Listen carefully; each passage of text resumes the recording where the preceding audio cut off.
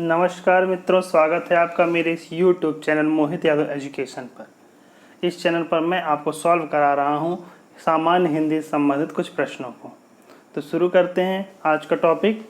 इसका सामान्य हिंदी से संबंधित एक वीडियो का मैंने बना दिया है, ये उसका दूसरा वीडियो है। यदि आप इन वीडियोज़ को और भी देखना चाहते हैं तो आप प्लेलिस्ट में जाकर देख सकते हैं, उसका लिंक मैंने नीचे डिस्क्रिप्शन में दे रखा है। तो शुरू करते हैं आज का टॉपिक। आज का टॉपिक है, सबसे पहला क्वेश्चन है, कनक का पर्यायवाची नहीं है।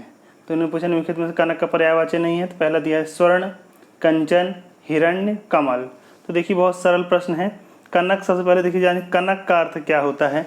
तो कनक का अर्थ आपने बचपन में ही पढ़ा होगा, कनक कनकते सौगुनी मादकता अधिकाय या पाए बौराय या नर वा पाए बौराय।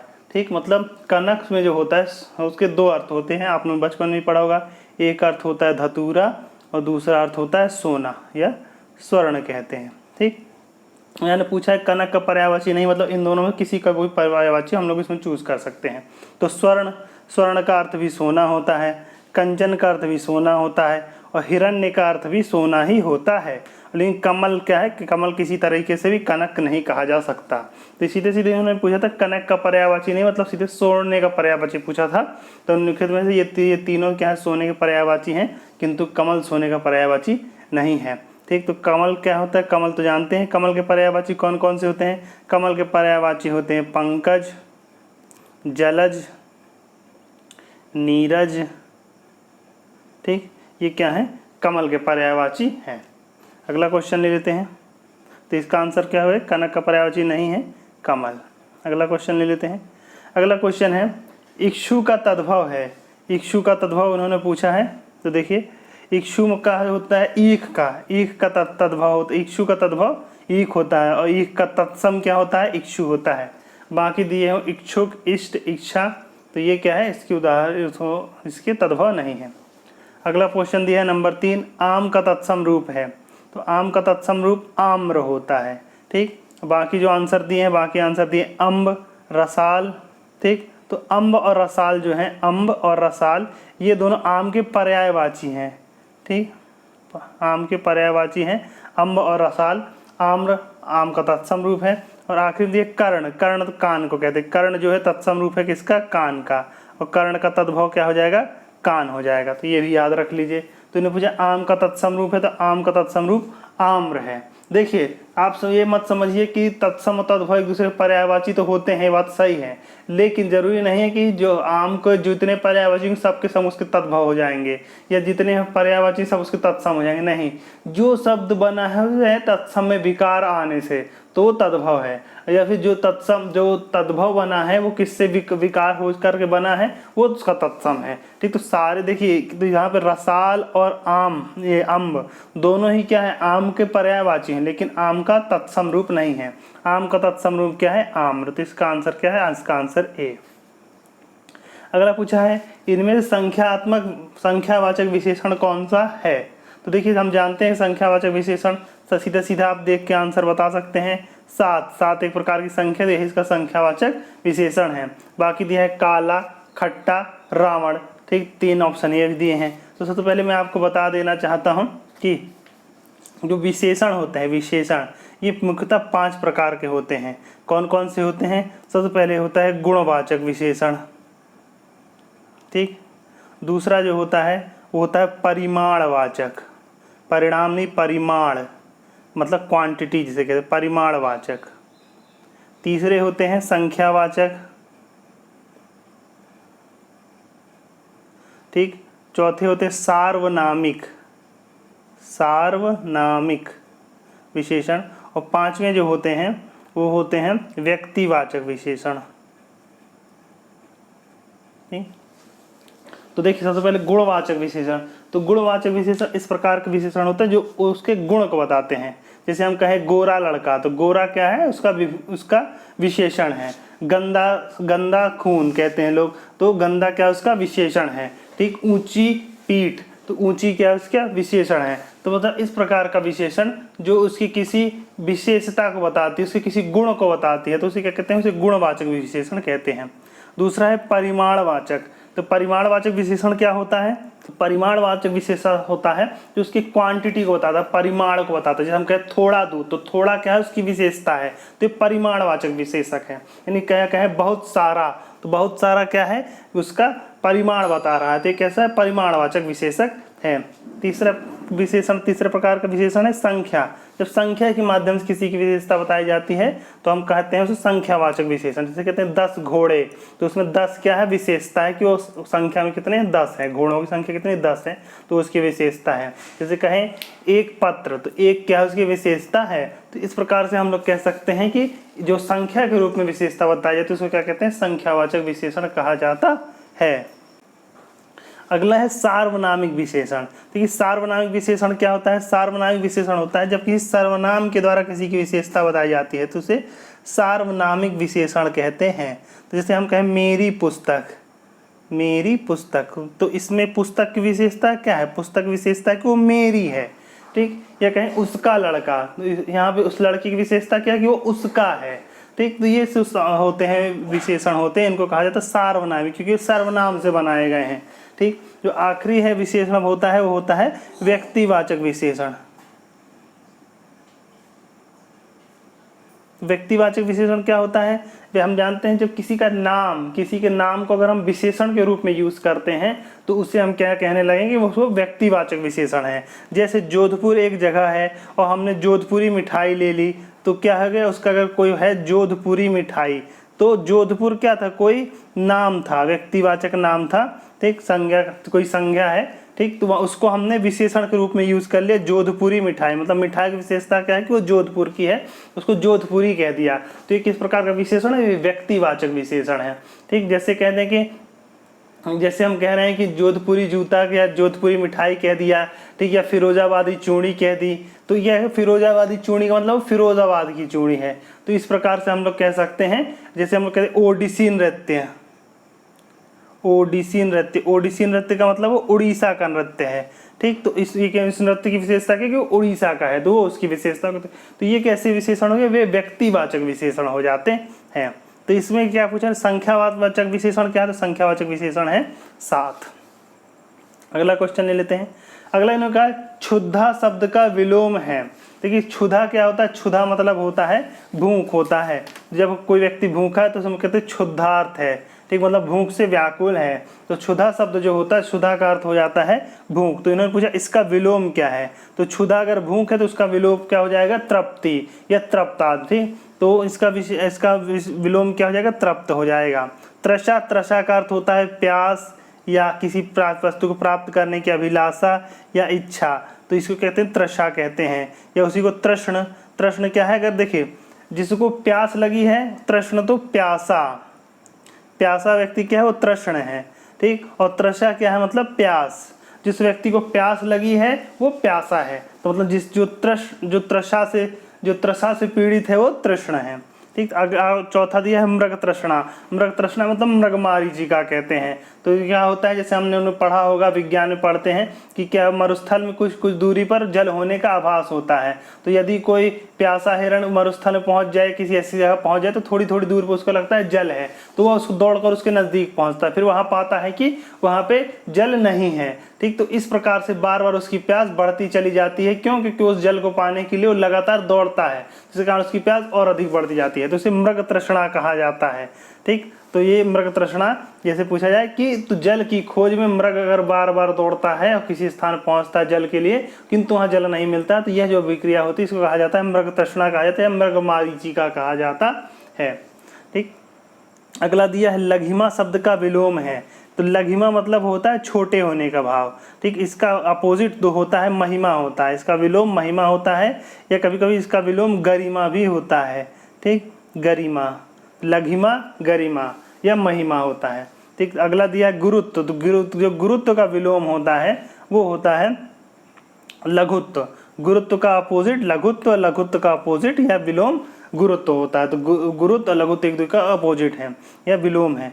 फिर दिया है देव उपमा। देव उपमा क्या होता है? जब किसी को देवताओं की उपमा दी जाती है तो उसे कहते हैं देव उपमा। मतलब कोई व्यक्ति के देवता तुल्य है तो कहेंगे उसे देव उपमा दी जा सकती है। मतलब बहुत अच्छा है तो हम कहेंगे वो देव उपमा उसे दी जा सकती है, मतलब देवता की उपमा दी जा सकती है। तो देव उपमा। इस हमने पूछा निम्नलिखित में तत्सम शब्द है।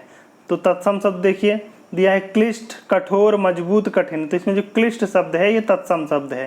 देखिए तत्सम शब्द को पहचानने का एक सरल तरीका ये हो सकता है, ये मतलब जो तरीका मैं बता रहा हूँ वो एग्जैक्टली सही नहीं है लेकिन हम लोग फिर भी उसको पहचान सकते हैं।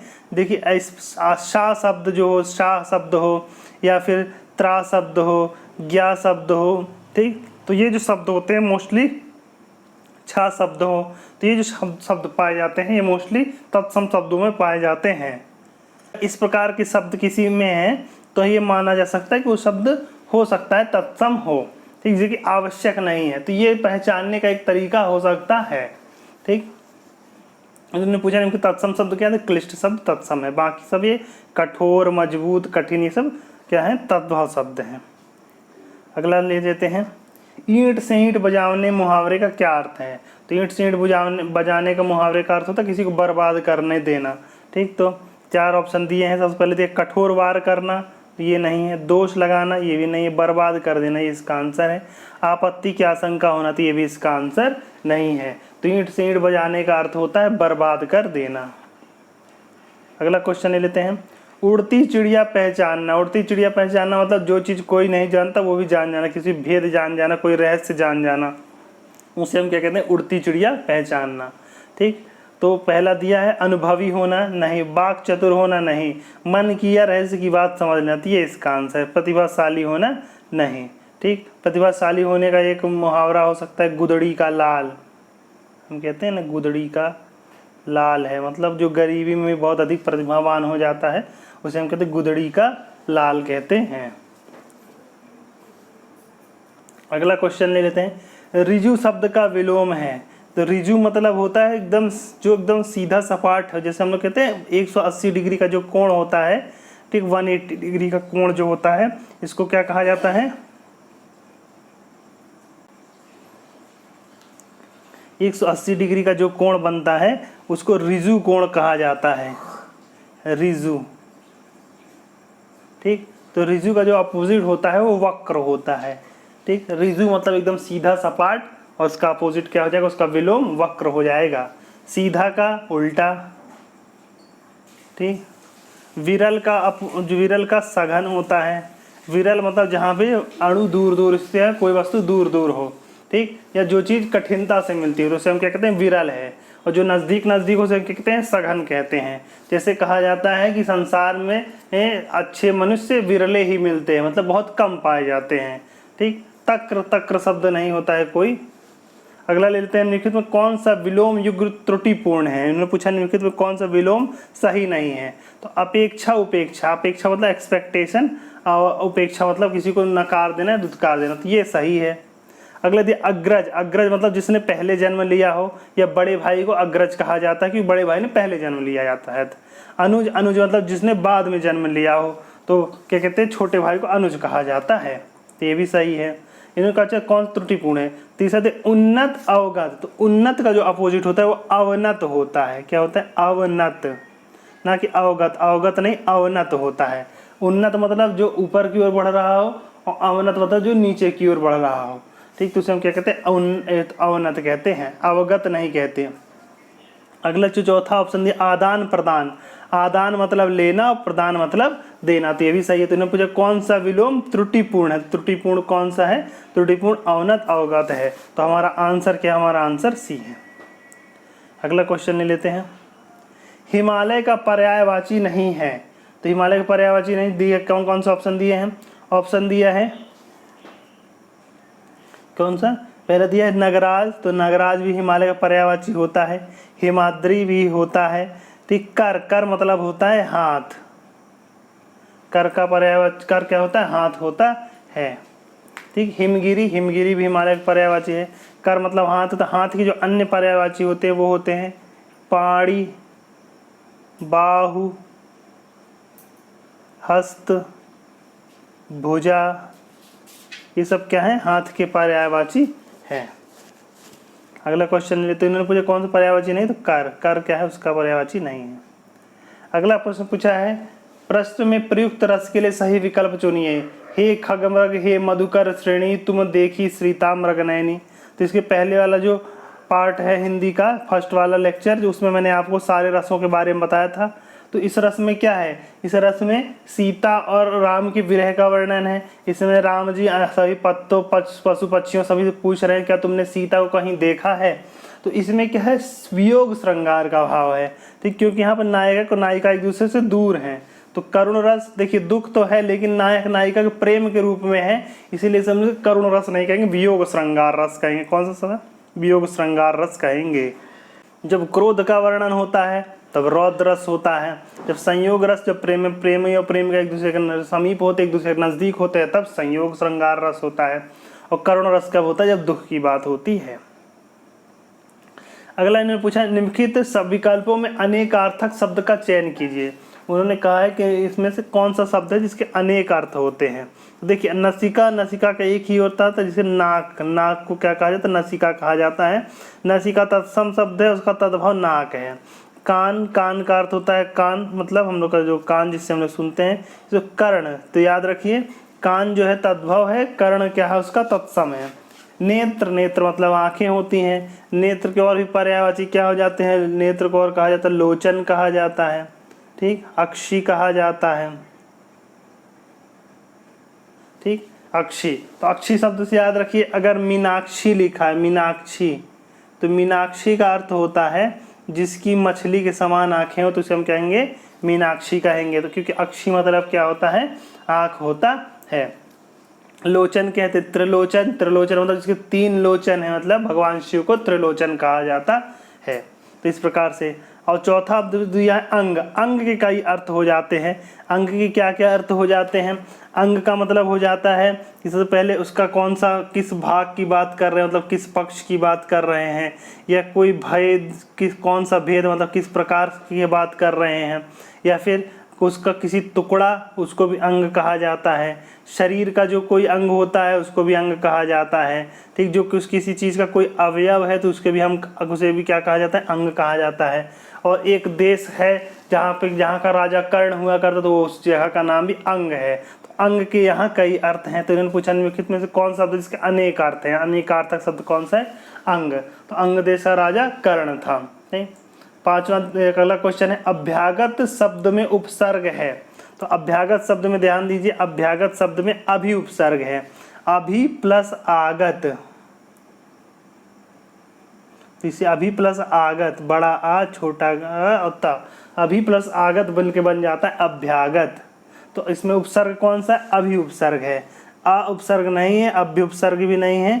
और चौथा ऑप्शन क्या, अब अम्भ, ये भी उपसर्ग, इसके भी इसका आंसर नहीं है। तो इसमें कौन सा उपसर्ग है, उपसर्ग है अभी। उपसर्ग क्या होते हैं, उपसर्ग वो शब्द होते हैं जो किसी अन्य शब्द के पहले जुड़ करके उसका अर्थ बदल देते हैं, उसका महत्व बदल देते हैं, या उसमें किसी प्रकार की विशिष्टता ला देते हैं, तो उसे हम कहते हैं उपसर्ग कहते हैं। जबकि जो प्रत्यय होते हैं, प्रत्यय वो शब्द होते हैं जो किसी शब्द या शब्द के शब्दांश के पीछे जुड़ते हैं और उसका अर्थ बदल देते हैं, उसका महत्व बदल देते हैं, या उसके विशिष्टता ला देते हैं, तो उसे हम कहते हैं प्रत्यय कहते हैं।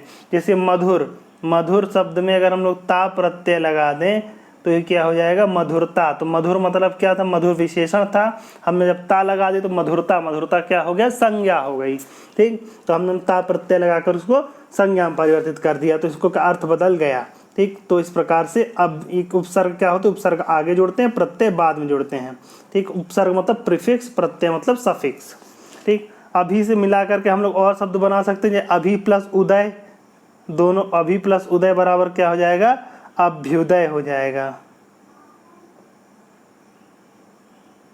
अभ्युदय हो जाएगा। तो इसी प्रकार से हम लोग और बना सकते हैं, ठीक। तो जब भी अभी वर्ड जुड़ जाता है तो उससे क्या हो जाता है कि तो उससे क्या अर्थ हो जाता है कि कुछ मतलब उसमें जुड़ गया है तो उसका अर्थ बदल गया। जैसे गमन, गमन शब्द में हम लोग अभी जोड़ दें तो क्या हो जाएगा, अभिगमन। तो किसी विशिष्ट अर्थ में कोई विशेष प्रकार का गमन है तो अभिगमन हो गया। अगला क्वेश्चन ले लेते हैं। इन्होंने पूछा है पंचानन में कौन सा समास है? तो देखिए समास पहले मैं बता देता हूँ होता क्या है। समास होता है दो पदों का मेल समास होता है। जब दो पद को मिला करके हम लोग एक पद में रूप में लिख देते हैं तो उसे क्या कहने लगते हैं? समास कहते हैं। समास अगर हम लोग देखें तो मुख्यतः 6 प्रकार के होते हैं। तो 4 प्रकार के तो यहीं लिखे हुए हैं। उसके अलावा एक समास होता है द्वंद्व होता है और एक होता है अव्ययी भाव होता है, जो यहाँ नहीं लिखे हैं।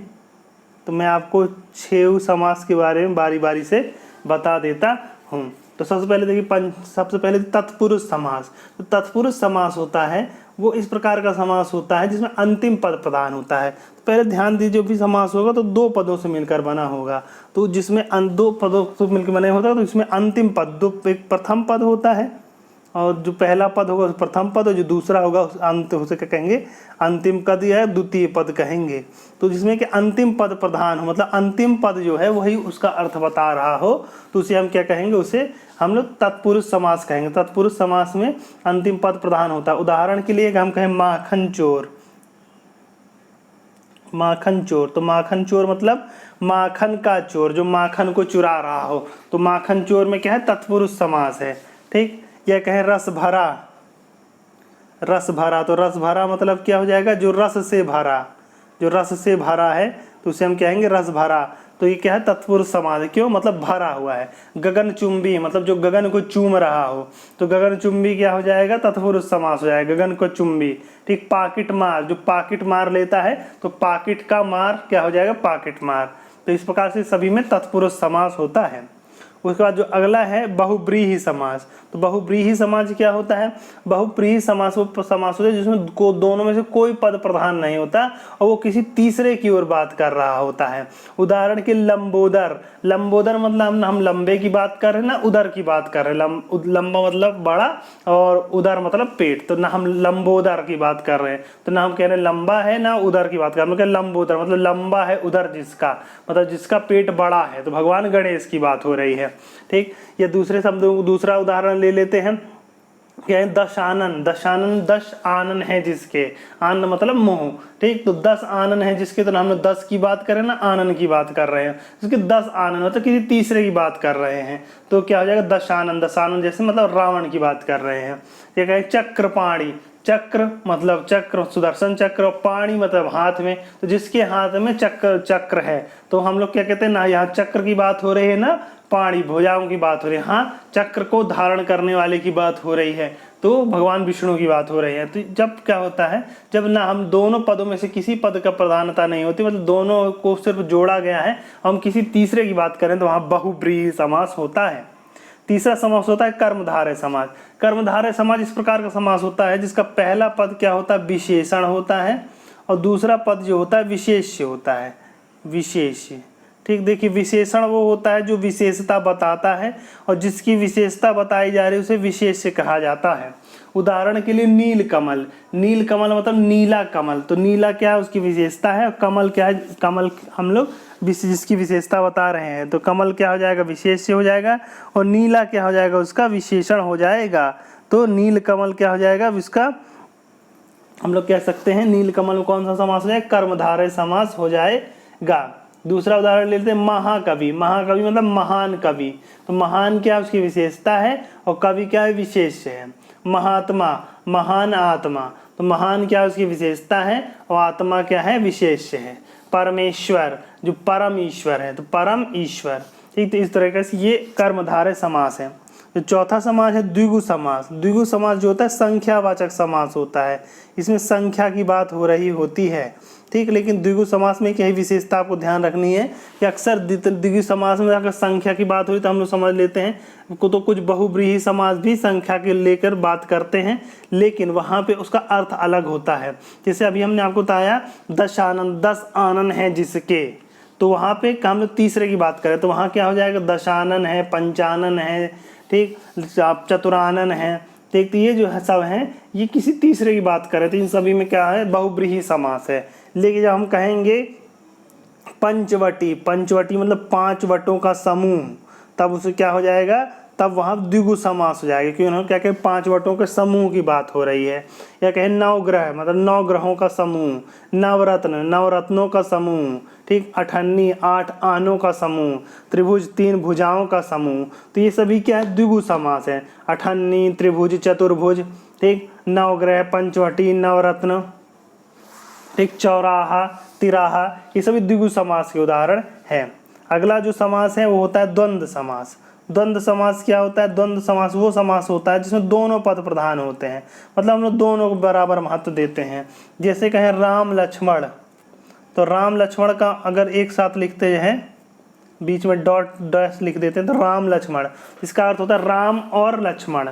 फिर क्या कहें लोटा डोरी, तो लोटा डोरी मतलब लोटा और डोरी, ठीक। तो ये सभी क्या है, द्वंद्व समास के उदाहरण हैं। भाई बहन तो मतलब भाई और बहन, ठीक। माता पिता, तो ये सभी क्या है, द्वंद्व समास है, क्योंकि इसमें दोनों पदों को प्रधानता मिलती है।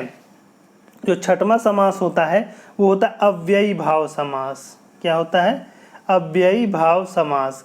अव्ययी भाव समास, देखिए अव्यय क्या होते हैं? अव्यय वो शब्द होते हैं जिनको चाहे जहाँ प्रयोग किया जाए उनका रूप नहीं बदलता है, वो वैसे के वैसे ही होते हैं। जैसे हम कहें और, क्या कहते हैं, और वर्ड बोलते हैं, तो और वर्ड जो है इसका मतलब है और, तो क्या है, कहीं पे भी यूज़ करें, राम और रावण, ठीक, चाहे किसी भी लिंग के साथ कहें, सीता और गीता, ठीक, अगर और पुरुष के साथ यूज़ करें तो राम और रावण, ठीक। तो किसी तरह से भी यूज़ करें तो वहाँ और को का और ही लिखा जाएगा, और कोई शब्द नहीं लिखा जाएगा, ठीक। जैसे बाकी शब्द होते हैं, अगर मैं कहूँ मैं, तो जब तक ये संज्ञा है तो मैं लिखता रहूँगा, लेकिन संबंध की बात आने तो ये मैं शब्द क्या हो जाता है, मेरा हो जाता है। और ये मेरा पुरुष के रूप में, अगर स्त्री रूप में लिखा जाए तो मेरी हो जाएगा, ठीक। तो इस तरीके से क्या होता है, मैं शब्द लगातार बदल रहा है, लेकिन बाकी शब्द नहीं बदल रहे हो। तो उदाहरण के लिए यथा, जैसे हमने कहा यथा वर्ड है, तो यथा क्या है, वैसा ही रहेगा। अगर हम कहें उदाहरण वर्ड कहें उदाहरण, तो उदाहरण का जब प्लूरल हो जाएगा तो क्या हो जाएगा, उदाहरणों हो जाएगा, उदाहरणों से, या उदाहरण से, एक उदाहरण है तो एक उदाहरण से, कई उदाहरण तो उदाहरणों से। लेकिन यथा वर्ड जो है, यथा जैसे, ठीक, जैसे वर्ड क्या है वो वैसा ही रहेगा, ठीक। यथा वर्ड है, तथा वर्ड है, तो ये सब क्या है, कभी चेंज नहीं होंगे, वो जैसे हैं वैसे हैं। तो इन शब्दों को अव्यय कहा जाता है, जिनमें कभी कोई प्रकार का विकार नहीं आता है। तो जब इन शब्दों का प्रयोग करके कोई समास बनाया जाता है तो उसे अव्ययी भाव समास कहते हैं। उदाहरण के लिए अगर हम कहें यथाशक्ति, यथाशक्ति इसका अर्थ है शक्ति के अनुसार, ठीक। तो इसमें कौन सा अव्ययी भाव समास है, ठीक। तो इस प्रकार से आपको याद रखना है अलग अलग समास। तो ये क्वेश्चन क्या है, क्वेश्चन पूछा इन्होंने पंचानन, पंचानन में कौन सा समास है? देखिए पंचानन में जो है वो है अव्ययी भाव समास, पंचानन बहुव्रीहि समास है। क्यों? क्योंकि पंचानन का अर्थ क्या है, पंचानन का अर्थ 5 आनन है, जिसके मतलब जिसके 5 सिर हैं, तो मतलब भगवान शंकर को कहा जाता है पंचानन कहते हैं। तो इसका अर्थ क्या है, इसका अर्थ बहुव्रीहि समास हो जाएगा। नीचे अब दिया है शुद्ध शब्द चुनिए, शुद्ध शब्द चुनना है, दिया औद्योगिक औद्योगिक औद्योगिक औद्योगिक। तो इसमें शुद्ध शब्द क्या है, तो इसमें शुद्ध शब्द ये है औद्योगिक, ठीक।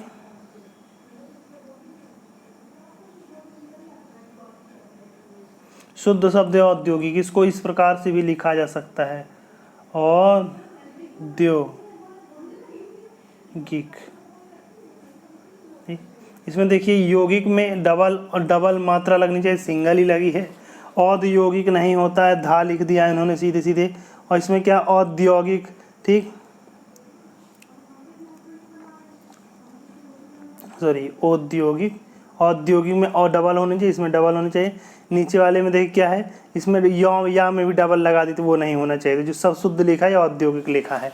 देखिए इन सभी में जो प्रत्यय है वो इक प्रत्यय है। कौन सा प्रत्यय यूज कर रहे हैं? औद्योगिक में इक प्रत्यय। अगर देखिए कभी कभी प्रत्यय सीधे सीधे नहीं लगाते, कभी कभी शब्द बदल के भी लगा जाते हैं। जैसे हम कहें इतिहास प्लस इसमें इक प्रत्यय लगा देंगे तो ये हो जाएगा ऐतिहासिक, तो ए वर्ड लिख जाता है ऐतिहासिक, ठीक। और जैसे उद्योग, उद्योग प्लस इक जब वर्ड जुड़ गया था तो बन गया था औद्योगिक। ठीक, तो इस प्रकार से कभी कभी हम लोग को प्रत्यय पहचानने को भी आ जाता है। तो इतिहास में ऐतिहासिक में, औद्योगिक में, सामाजिक, देखिए सामाजिक वर्ड में कुछ लोग क्या करते हैं, सामाजिक लिख देते हैं। सामाजिक नहीं होता है, सामाजिक होता है, सामाजिक। ठीक, लेकिन जब समाज लिखेंगे तो समाज में तो एक ही छोटा सा आएगा, समाज। ठीक, लेकिन जब इसमें एक प्रत्यय लग जाए तो ये हो जाएगा सामाजिक। तो ये सब आपको याद रखने हैं। तो इसमें जो शुद्ध शब्द है, शुद्ध शब्द कौन सा है, ए, औद्योगिक। अगला क्वेश्चन ले लेते हैं, चिरंतर का सही विपरीतार्थ है। तो देखिए चिरंतर का मतलब होता है जो चिरकाल से लेकर चल रहा हो और अंत तक चलेगा। चिर मतलब प्रारंभ, अंत मतलब अंत तक रहने वाला। चिरंतन का जो विपरीत हो जाएगा वो हो जाएगा नश्वर। क्या हो जाएगा, नश्वर। चिरंतन मतलब जो शुरू से चल रहा है अंत तक चलेगा, तो जो कभी समाप्त तो नहीं होगा। और नश्वर मतलब जिसका नाश हो जाएगा, तो इसका अपोजिट कहते हैं नश्वर। क्योंकि अनश्वर जैसे शब्द नहीं होता है। अंत का अपोजिट होता है प्रारंभ, अंत का विलोम क्या होता है, प्रारंभ। और नाश का होता है सृजन। क्या होता है, सृजन, सृजन, सृजन होता है। तो इस प्रकार से अगला क्वेश्चन ले लेते हैं। अगला क्वेश्चन इन्होंने पूछा है कि चरण कमल बंदो हरिराय में कौन सा अलंकार है। देखिए अलंकार जब यहाँ पे होता है तो यहाँ पे देखिए जब चरण कमल लिखा है, जब चरण और कमल दोनों को एक ही मान लिया जाता है तब वहाँ पे रूपक अलंकार होता है। तो चरण कमल बंदो हरिराय में कौन सा अलंकार है, रूपक अलंकार है। बाकी भी मैं बता देता हूँ। बाकी दिया हुआ श्लेष, उपमा, रूपातिशयोक्त। तो चलिए सब मैं कुछ अलंकारों के बारे में बता देता हूँ जो कि आपको एग्जाम पॉइंट ऑफ व्यू से कुछ महत्वपूर्ण हो सकते हैं। तो जो सबसे पहला अलंकार आप पढ़े होंगे वो पढ़े होंगे अनुप्रास अलंकार। तो अनुप्रास अलंकार कब होता है, जब एक ही वर्ण की आवृत्ति बार बार होती है। जैसे उदाहरण के लिए चारु चंद्र की चंचल किरणें, तो इसमें क्या है, चा शब्द बार बार आ रहा है, तो उसमें क्या है, अनुप्रास अलंकार है। ठीक, उसके बाद जो दूसरा अलंकार आप पढ़ते हैं उपमा अलंकार। तो उपमा अलंकार होता है जब किसी वस्तु की किसी अन्य वस्तु से तुलना की जा रही होती है तब वहाँ उपमा अलंकार होता है। देखिए जब भी हम लोग पढ़ेंगे उपमा अलंकार, रूपक अलंकार या फिर इसी प्रकार के अलंकार पढ़ेंगे तो कुछ शब्द आते हैं। एक होता है उपमेय, दूसरा होता है उपमान, ठीक, उपमेय उपमान, ठीक, तीसरा होता है समानतावाचक शब्द, समानतावाचक शब्द, और चौथा अंग होता है, ये होता है समान धर्म। ठीक, तो देखिए उपमेय क्या होता है, उपमेय मतलब जिसकी तुलना की जाए, और उपमान क्या हो जाए, जिससे तुलना की जाए। और समानतावाचक शब्द जो समानता का बोध कराता हो, समान धर्म ऐसी चीज जो दोनों में पाई जा रही हो। जैसे हमने कहा पीपल पात सरिस मन डोला, तो यहाँ पीपल क्या है, पीपल पात से तुलना की जा रही, किसकी किया जा रही, मन की। मन जो है पीपल के पत्ते की तरह डोल रहा है, तो पीपल पात क्या है, उपमान है, मतलब हमने उससे तुलना की है। तो पीपल पात क्या है, उपमान है। उपमेय क्या हमारा, मन है, मन हमारा उपमेय है क्योंकि मन की तुलना की जा रही। समानतावाचक शब्द क्या है, पीपल पात सरिस, सरिस मतलब जैसे, ठीक, तो सरिस शब्द क्या है, समानतावाचक शब्द है। डोला, डोला मतलब जो डोलने का वर्ड है, ये क्या है, इसका समान धर्म है। तो हम कहेंगे पीपल पात सरिस मन डोला, तो ये क्या हो गया, ये इससे हो जाता है इसे कहते हैं हम लोग उपमा अलंकार है। ठीक, उपमा अलंकार होता है जब उपमेय और उपमान की तुलना की जा रही है, सिर्फ तुलना की जा रही है, मतलब वो अलग चीज है, ये अलग चीज है, हम बताने को वैसा है, तो हमसे क्या कहेंगे, उपमा कहेंगे। तो उपमा में दो उपमा अलंकार दो भाग होते हैं, एक होता है पूर्ण उपमा, पूर्ण उपमा, और दूसरा होता है लुप्त उपमा। ठीक, तो पूर्ण उपमा होता है, पूर्ण उपमा तब होता है जिसमें चारों अंग उपस्थित हैं। ठीक, उपमेय भी है, उपमान भी है, समानतावाचक शब्द भी, समान धर्म भी है। जब चारों चीजें उपस्थित हम उसे कहेंगे पूर्ण उपमा। जैसे पीपल पात सरिस मन डोला। ठीक, लुप्तोपमा क्या है, जब इन तीनों चारों अंगों में से कोई भी एक अंग अनुपस्थित है तब उसे कहेंगे लुप्तोपमा है। जैसे कह देंगे, जैसे उदाहरण के लिए वह बिजली सी कौंध गई, ठीक, तो इसमें वह बिजली सी कौंध गई, तो इसमें हम ये नहीं बता रहे कौन कौंध गई, तो बस बिजली सी कौंध गई, तो कौंध क्या है, उसका है समान धर्म है, और बिजली क्या है, उपमेय है, लेकिन सी समानतावाचक शब्द है, लेकिन कौन कौन था ये नहीं बता रहे, तो यहाँ पर हमने उपमान को छिपा लिया। तब ऐसी स्थिति में क्या कहते हैं, हम उसमें लुप्त उपमा कहते हैं। रूपक क्या होता है, जब उपमेय और उपमान को अलग अलग ना करके हम लोग एक ही रूप दे देते हैं। जैसे कहा जाता है चरण समान कमल है, तब वहाँ क्या उपमा है, क्योंकि हमने कह रहे हैं कि जो हम लोग कमल है वो जो चरण है वो कमल की तरह है, ठीक। यहाँ इन्होंने सीधे कह दिए चरण कमल बंदो हरिराई, मतलब मैं हरि के चरण कमल को ही वंदना करता हूँ, चरण को ही कमल कह दिया इन्होंने, तब वहाँ पे रूपक अलंकार हो जाता है। या देखिए एक होता है, फिर उसके बाद आता है यमक अलंकार। तो यमक अलंकार आपने पढ़ा होगा। यमक अलंकार मतलब होता है जब कोई शब्द एक से अधिक बार आए, हर बार उसका अर्थ अलग हो, ठीक, तो उसे कहाँ कहते हैं, यमक अलंकार कहते हैं। उदाहरण के लिए सजना है मुझे सजना के लिए, तो सजना है मुझे सजना के लिए, तो पहला जो है सजना तो मतलब श्रृंगार करना है, और सजना के लिए मतलब अपने प्रियतम के लिए, ठीक, तो सजना है मुझे सजना के लिए, दोनों बार सजना वर्ड लिखा है लेकिन हर बार उसका अर्थ अलग है। और कनक कनकते सौगुनी में, इसमें आपने पढ़ाई होगा यमक अलंकार है, ठीक। जो अगला उदाहरण है, अगला अलंकार है वो है श्लेष अलंकार। श्लेष अलंकार क्या होता है, श्लेष अलंकार तब होता है जब कोई शब्द हो उसके एक से अनेक अर्थ होते हैं, एक से अधिक अर्थ हो जाते हैं, तो उसे हम कहते हैं श्लेष अलंकार।